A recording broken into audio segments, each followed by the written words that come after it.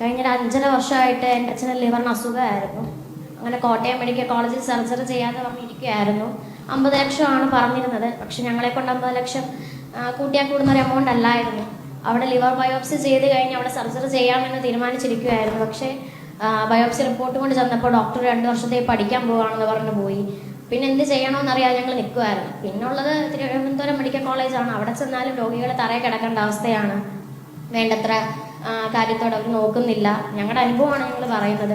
അങ്ങനെ ഞങ്ങൾ പ്രൈവറ്റ് ഹോസ്പിറ്റലായിട്ടുള്ള എറണാകുളത്ത് കൊണ്ടുപോയായിരുന്നു ഹാസ്റ്റലിൽ. ഈ കഴിഞ്ഞ ഡിസംബർ 26 എൻ്റെ അച്ഛൻ്റെ സർജറി കഴിഞ്ഞു. ഞാൻ എൻ്റെ 70% ലിവർ എൻ്റെ അച്ഛന് കൊടുത്തു. സർജറി സക്സസ്ഫുൾ ആയിട്ട് നടന്നു. പക്ഷേ പെട്ടെന്നുണ്ടായ കാർഡിയാക് അറസ്റ്റ് കാരണം ഈ ജനുവരി 30 എൻ്റെ അച്ഛൻ മരണപ്പെട്ടു.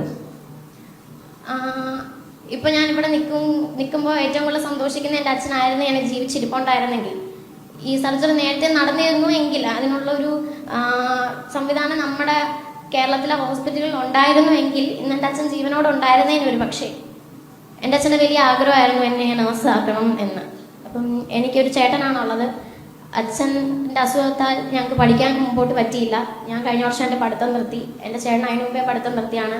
ഞങ്ങളുടെ വീടിപ്പോൾ ജപ്തി ഭീഷണിയിലാണ്. എൻ്റെ അച്ഛൻ്റെ സഞ്ചയനത്തിൻ്റെ അന്നായിരുന്നു എൻ്റെ വീടിൻ്റെ ജപ്തി ചെയ്യാനുള്ള നടപടികൾ തുടങ്ങിയത്. അങ്ങനെ എന്ത് ചെയ്യണം എന്നറിയാതെ ഇപ്പം നിൽക്കുന്ന ഒരവസ്ഥയാണ്. മുമ്പോട്ട് ഇനി പഠിക്കുന്ന കാര്യം എങ്ങനെയാണ് എന്നുള്ളൊരവസ്ഥയിൽ നിൽക്കുകയാണ്. അപ്പോൾ എനിക്ക് സാറിനോട് പറയാനുള്ള ഇവിടുത്തെ ഹോസ്പിറ്റലുകളിലൊക്കെ ഒന്ന് നന്നാക്കിയാൽ കൊള്ളാമെന്ന് എനിക്ക് തോന്നി. പകുതി ജീവനെങ്കിലും നഷ്ടപ്പെടാതിരിക്കും. അതാണ് എനിക്ക് സാറിനോട് പറയാനുള്ളത്. പിന്നെ അമൃത പ്രദീപിനെ ഞാൻ എല്ലാവർക്കും വേണ്ടി പ്രത്യേകമായിട്ട് അഭിനന്ദിക്കുകയാണ്. മോള് +2 കഴിഞ്ഞിട്ടേ ഉള്ളൂ. പിതാവിന് 70% ലിവർ കൊടുത്ത ഒരാളാണ്. നിങ്ങൾ 2 കുട്ടികളും പഠിത്തം നിർത്തിയ 2 കുട്ടികളും ഒരു കാരണവശാലും പഠിത്തം നിർത്താൻ പാടില്ല. 2 കുട്ടികളും പഠിക്കണം.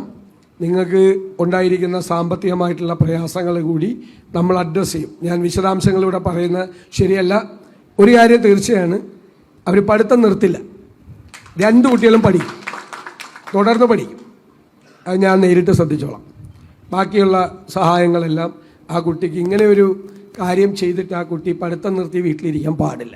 അത് നമ്മളത് പരിഹാരം ഉണ്ടാക്കും, ഉറപ്പായിട്ട് പരിഹാരം ഉണ്ടാക്കും.